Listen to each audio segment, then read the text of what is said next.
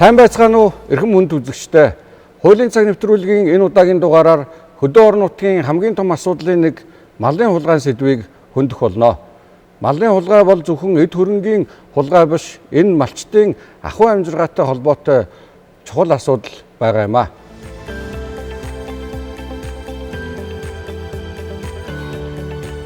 За малын хулгай одоо төвшин өнөөдөр Монгол улсад ямар байна вэ?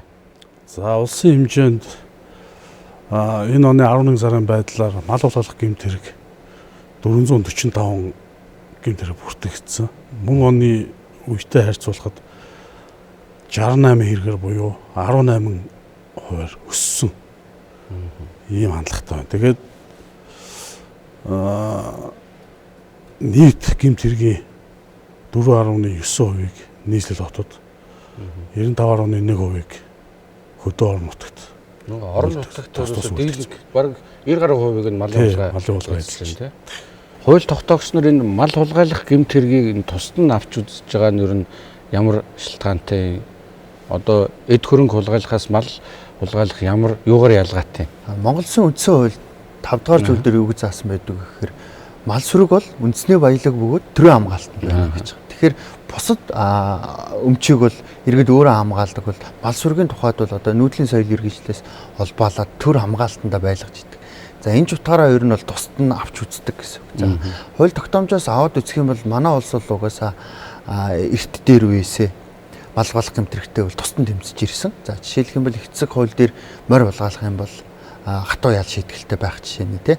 За ингээд эрүүгийн хуулиудад бол хүнд гэмт хэрэгтэй тусгагдж ирсэн. За 2002 оны хуульд бол хүндрүүлэх нөхцөл байдалд хамаардаг байж байгаад ингээд 2015 оны эрүүгийн хууль за одоогийн хүчин төгөлдөр мөрдөгдөж байгаа эрүүгийн хуульд 2020 онд нэмэлтийн хөрчлөлт ороод энэ гэмт хэргийг бол хэлбэрийн бүрэлдэхүүнтэй хүнд төрлийн гэмт хэрэг болгож хуульчилсан.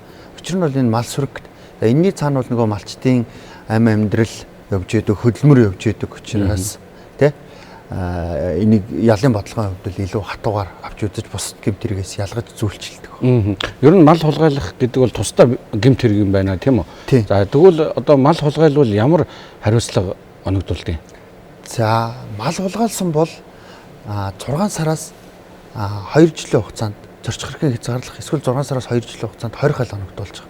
За энэ бол бус төрлийн гэмт хэрэгтэй харьцуулаад үзэх юм бол илүү хүнд төрлийн эрүүгийн хариуцлагатай. За эрүүгийн хариуцлагын хувьд бол зорчих хэрэг хязгаарлах болон хорих гэсэн хоёрын ялын сонголттой байх жишээ нь. За ингээд шүүхээр шийдвэрлэгдсэн нийт хэргийг нь аваад үзэх юм бол ер нь нэг 90% нь 20 хал оногдуулж байгаа. За тодорхой тооны гэмт хэрэгүүд дээр бол 20-оос өөр төрлийн аль буюу зорчих хэрэг хязгаарлах хал оногдуулсан байна.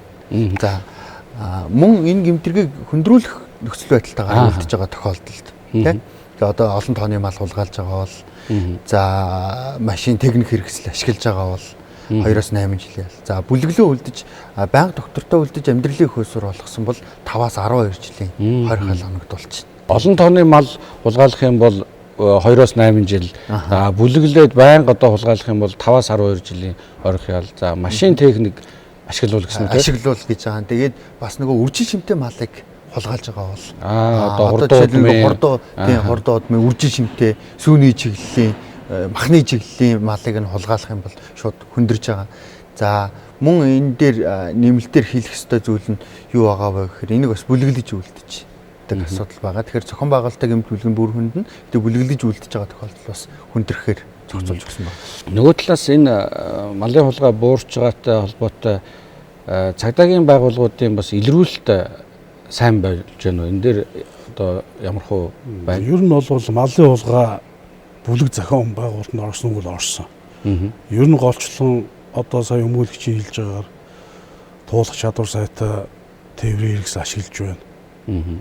Бэлчээрээс одоо туух, урдаас одоо гэмт хэрэг үйлдэлээс урдаас одоо имэйл хазаар бугуул ногтыг бэлтгэж одоо нэг гэмт хэрэг үйлдэж байгаа газараа тээврийн хэрэгслэр 3-аас 4 хөргүүлж буугаад тэгээ адуунаас нь мөр малын барьж имэйлж унаад суураар назаргаан туугаа явждаг. Ийм бүлэг зохион байгуулалтанд орсон байна. Тэгээд ер нь бол хулгайлсан малаа шөнийн цагаар ч юм уу дандаа шөнийн цагаар тууж оймод уулын одоо аль хүн багтаа газар тууж яваад нөгөө зохион байгуулалтанд орцсон. Одоо нөгөө зохион байгуулаад байгаа одоо этгээд нь машинтай явж одоо нөгөө замын шалгаж хяналтын пост цагтаа одоо шалгалт юу вэ гэдгийг нь одоо урдаас мэдээж нөгөө төлтөөгөө утсаар холбогдож мэдээлэл өгдөг. За тэгээд өмнө одоо ингээд нөгөө хань харилцаа тогтоосон ченжд очиод өгчдөг одоо ийм сүлжээнд л орсон байна. Малын хулгайтай холбоотой нэг мэдээлэл манай нэвтрүүлгийнхэн бэлтгэсэн байгаа. Энэ мэдээллийг үзчихээд хэдүүлээ эргээд ярилцъя. Хуулийн цаг нэвтрүүлэг үзэгч та бүхэнд үргэлжлэн хүрж байна. Бид бүхэн одоо малын хулгайн хохирогч иргэн ням жаргалтай үзэгч та бүхнийг уулзуулж байна. Тэгэхээр таны хувьд бол одоо малаа хулгайд алдаад олсон юм байна тийм ээ. Тэгэхээр ер нь хэдэн сард болсон үйл явдал юм бэ? Нөхцөл байдал яг юу болсон юм бэ? Мэдээж алдсан 15 таа гэдэг шүү дээ тийм ээ. Тэгэхээр бас хэцүү. Одоо ингээ хууль шүүхийн байгууллагын шатныг шийдэгдэхгүй яваад байгаа гэж сонссон. Та нөхцөл байдлаа бидэнд бас ярьж өгөөч. 8 сарын 28-наас 29-нд шилжих шөнө 15 тонны сувэ мал өхөр алдсан.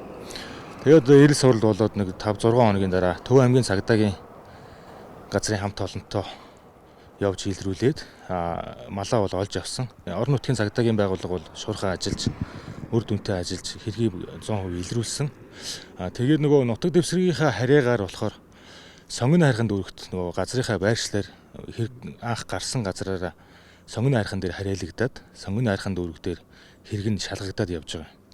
Тэгээд одоо шийдвэрлэгдэхгүй процесс нь нэлээд удаашраад ийм асуудал болоод байгаа. Тэгээд ямар учиртай вэ гэхээр нөгөө гэмтэрэг үйлдэлсэн этгээд маань олон удаагийн үйлдэлтэй. Одоо хинтид үйлдэлтэй гэж байгаа. Чойрд бас хулгайн хэрэгтэй.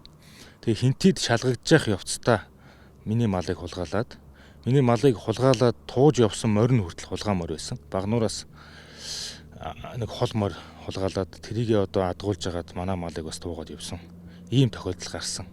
Тэгээ энэ процесс нь удаад байгаа одоо энэ прокурор эрүүгийн мөрдөгч эдний тайлбар нь бол олон удаагийн үйлдэлтэй ийм гэмт этгээд тэгээ шалгагдж явах явцдаа ахаад одоо давтан ийм хэрэг хийчихсэн нөхөр. Тэгээ одоо хинтэд шалгагдж байгаад суллагдсан одоо бол ингэ сул явж байгаа тохиолдол байна л да. Энэ бол маш харамсалтай. Яагаад одоо миний хэрэг дээр ингэж хэрэг хурдан шийдвэрлэгдэхгүй процесс нь удаашрж ийн гэхээр өмнөх хэрэг шүүхийн шатанд шилжсэн. Тэгээд тэр нь одоо шийдэгддэггүй. Тэгснээ нөгөө нөхөр нь одоо сул ингэ чөлөөтэй явж идэг. Ийм асуудал байгаамаа. Орон нутгийн Цагдаагийнхан бүр хэлж байна. Ингээд сэргийн сонжирдсан шийдэгдэхгүй байгаа тохиолдлууд бүр хөдөө орон нутгаар асар их байна. Энэ хулгайч нарыг ингэж даврааж ийна, өөгшүүлж ийна, харьяалаараа гээд аваа явчихдаг.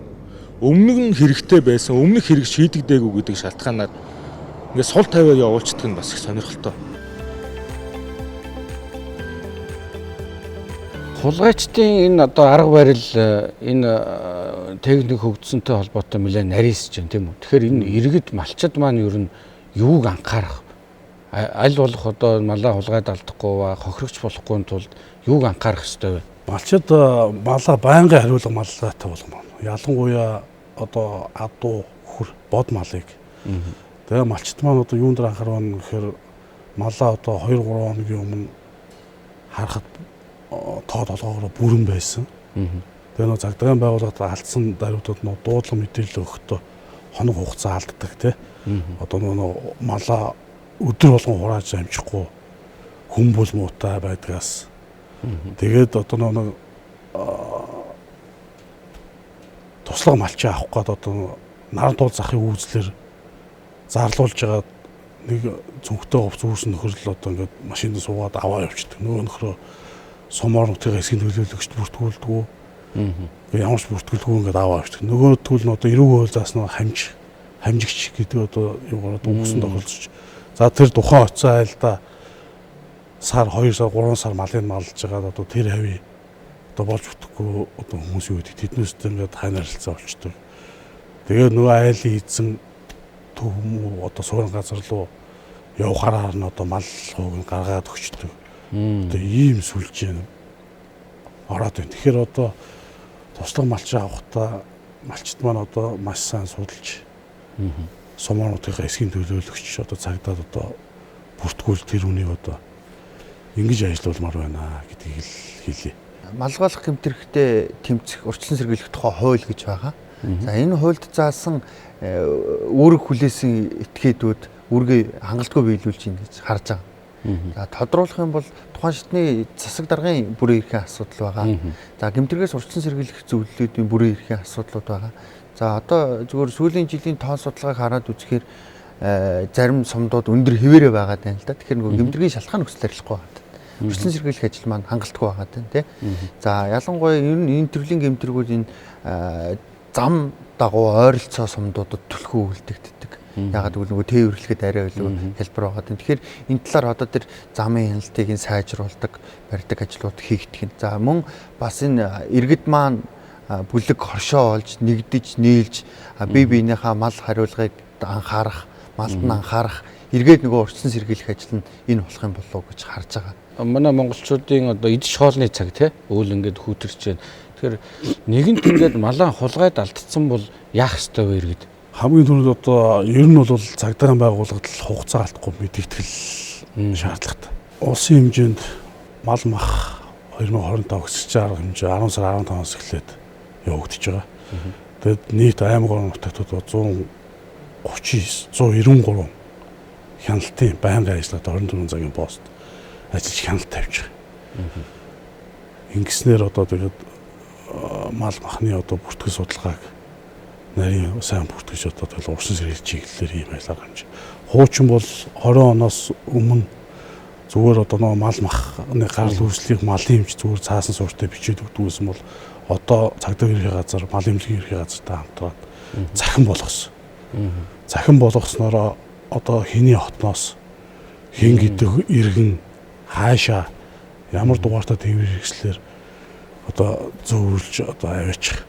Энэ нэг нарийн бүртгэгдээд явдаг. Нэгдсэн системтэй болсон. Нэгдсэн системтэй болсон. Иргэд малаа хулгайд алдаад одоо мэдээж хулгайд алдсан гэмт хэрэг гарсан учраас шүүхээр шийдвэрлүүлж байна тийм үү. Тэгэхээр шүүхээр шийдвэрлүүлэх явцад нөгөө тухайн алдсан малаа гэдэг юм уу нотлох баримтыг одоо бүрдүүлэхэд малчид бас нэлээд учир дутагдaltaй байна гэсэн ийм одоо иргэд хуульчид бас яриад байгаа. Урьдчилан сэргийлэхийн тухайд бол энэ малыг бүртгэлжүүлэх, им тамах хийх асуудал бүр заашгүй байгаа тань. За мөн дараагийн дугаарт нь юу яригдчихэж байгаа вэхээр одоо жишээлбэл бод малын тухайд бол одоо тэр тамгыг бүртгэлжүүлэх, дахин давтагдчихгүй тамга хэрэглэх. Ингээд тэр тамгыг үндэслэж хайж олох боломж бол нээлттэй байна гэж хараад байгаа. За дараагийн дугаарт нь малын интгжүүлсэн даатгалд малаа хамруулах. Ингэснээр одоо малаа хулгайд алдчихж байгаа гэсэн хохирлоо нөхөн төлөвлөх даатгалын байгууллагаас даатгалын нөхөө олгоор авах боломж нь нээгдэж байна. За дараагийн дугаарт нь ер нь яг шүүхэр шийдвэрлэгдэж байгаа хэрэгүүдийг хараад үзэхээр зарим тохиолдолд малчид маань бас хууль эрхцэн мэдлэггүй болмоос бас энэ төрлийн гэмтрэлд холбогдох нөхцөл байдлууд бас байгаад. За тодруулах юм бол одоо жишээлбэл алдуул мал одоо малд нь ирээд нийлэх юм бол тэрийг үл иргэний хуулийн 117 дугаар зүйл заасны дагуу бол харьяа засаг дарга болон цагдаагийн газартаа мэдэгдэж бүртгүүлэх ёстой. За ингэж мэдэгдэж бүртгүүлээгүй малыг одоо юу гэдгийг захиран зарцуулах, махлаад борлуулах гэдэг юм уу ийм ажиллагаа хийгдэж байгаа тохиолдол энийг бол бусдын малд халдаж ийн өмчлөх хэрэгт нь халдаж ийн гэж үзээд маллахлах гэмт хэрэг гэж зөвлөжилж байна. За тэгэхээр хэрвээ малд нь одоо юу гэдгийг алдуул мал ирж байгаа бол энийг заавалчгүй бүртгүүлэх. За хэрвээ бүртгүүлсэн байгаа тохиолдолд 1 жилийн дотор тухайн малыг эзэн нэрж аваагүй байгаа тохиолдолд бол тухайн хууль ёсны өмч болоод ингээд захиран зарцуулах эрх нь бол нээгддэг. Тэгэхээр бас энэ талаар бас иргэд маань анхаарад бүртгүүлж явах хэрэгтэй байна. Нэг талд алдаж байгаа хүмүүс нь бүртгүүлэх нь, нэг талаар одоо алдуул малд нь ирж нийлж байгаа бол бүртгүүлдэг байх нь чухал байгаа. Ерөн сүүлийн үед малчид энэ GPS-ийг одоо ялангуяа адуунд бод малнд их тавиад байна тийм үү. Гэхдээ нөгөө GPS-тэй найдаад одоо харагдаж байна, тэнд явж байгаа юм байна гэдэг байдлаар бас мал хариулгадаа анхаарал сонор сэрэмж алдах ийм асуудлууд гараад ах шиг байна. GPS-ийг малчид бас өргөн хэрэглээд эхэлсэн. Ер нь бол тэгээд яг нөгөө малчид маань нөгөө адуундаа ер нь голцоо адуунд хэрэглэж байгаа. Тэгээд утсан дээрээс нөгөө адууныхаа байгаа байршлыг ингээд хараад за манай адуунд байна гэдэг нь утсан дээрээс харчаад ер нь бол хөнгөмсгөр найдаж байна гэсэн. Тэгээд одоо адуу малаа ойрхон татахгүй, хураахгүй ингэж байж байгаа ер нь тэгэл хулгаад алдах тохиолдлууд бас гарч байгаа. Малчтад зориулсан тийм аппликейшн өчлөхгүй гэж те. Тэрүүгээр одоо нэг ийм тамгааныхын зургийг өгдөг, малынхаа бүтнээр нь зургийн дараад аваад нэг аппликейшн дээр хадгалцдаг. За эргээд магадгүй мал уулгаад төртгöd те. Ийм тамхтай, ийм настай, ийм төстэй, ийм мал алдлаа гэдэг байдлаар цагдаагийн байгууллагууд гомдол мэдээлэл гаргах ч гэсэн эргээд нөгөө нотлохооны ач холбогдлын хувьд ч гэсэн өндөр байх юм болов уу гэж хараад байгаа. Мал улгаалах гэмтэргийн хохирогч болоод байгаа хүмүүс яг анхаарах ёстой нэг кейс байгаа тань.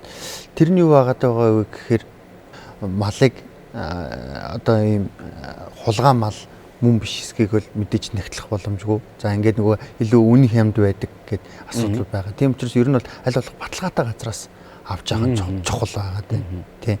За худалдааны төвүүдээс те авбал илүү хэрэгсэл багтаа байгаад шүү. За ингээд нөгөө малчт маань зах худалдааны төвүүд рүү гарал үүслийн гэрчлэгээтэй маха нийлүүлдэг. Ингээд тэр зах худалдааны төвөөс нь иргэд дамждаг байх юм бол энэ төрлийн асуудлуудаас урьдчилан сэргийлж одоо энэ хотын томоохон захууд бол бас баталгаатай их усүрээс одоо маха худалдаж авах хэрэгтэй юу те?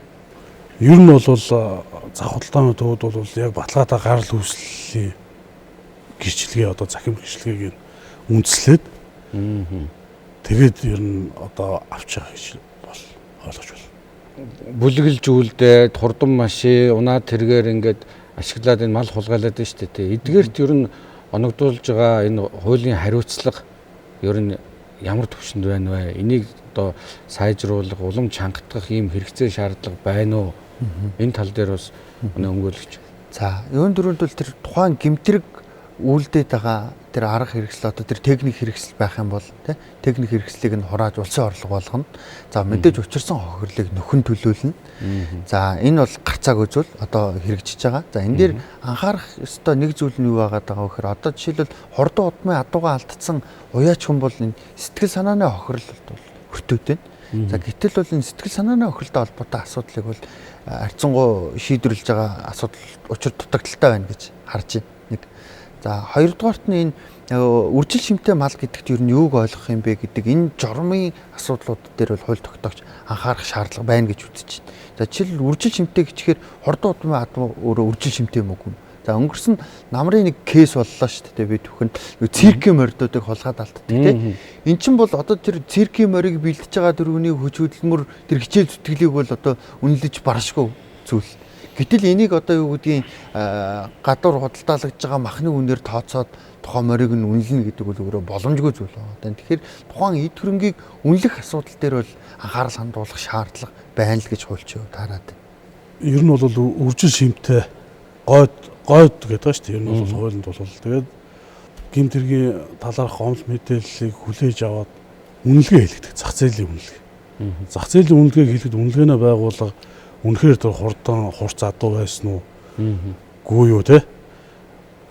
Одоо махны чиглэлийн үхэр байсан уу, сүүний чиглэлийн үхэр байсан уу гэдгийг ерөөсөө л одоо тэр нэг адууг бол уус бүсийн наадамд тэдэн айраг төрөө гэдэг юм уу тэргээр одоо нотолж үйж одоо тэр юугаараа үнэлэгддэг. Тэгэхгүй бол тийм юм байхгүй нөө хогч маань миний адуу юм хурдан одоо хинтийн гашаараас ч юм уу ийм хурдан адуу авсан байсан, тэдэн саяар авсан байсан алдагдсан. Ингээд ярьдаг үнэлгээн дээр очиод зах зээл яг л нөгөө мал махныхаа ханшаар үнэлэгдэхээр тэнд нэг иргэн ахаад ер нь нэмээд хохирж байна гэж бас харагдаж байна. Тэгэхээр энэ талаар бол ер нь хууль тогтоомжийг боловсронгуй олох зайлшгүй шаардлага байгаа. Энэ илүү нөгөө хууль хэрэглэж байгаа хүмүүсийн хувьд ойлгомжтой тодорхой зохицуулалтыг тусгаад өгчих юм бол энэ төрлийн гэмтэргийн илрүүлэлт бас дагаад нэмэгдэх боломжтой л гэж харж байгаа.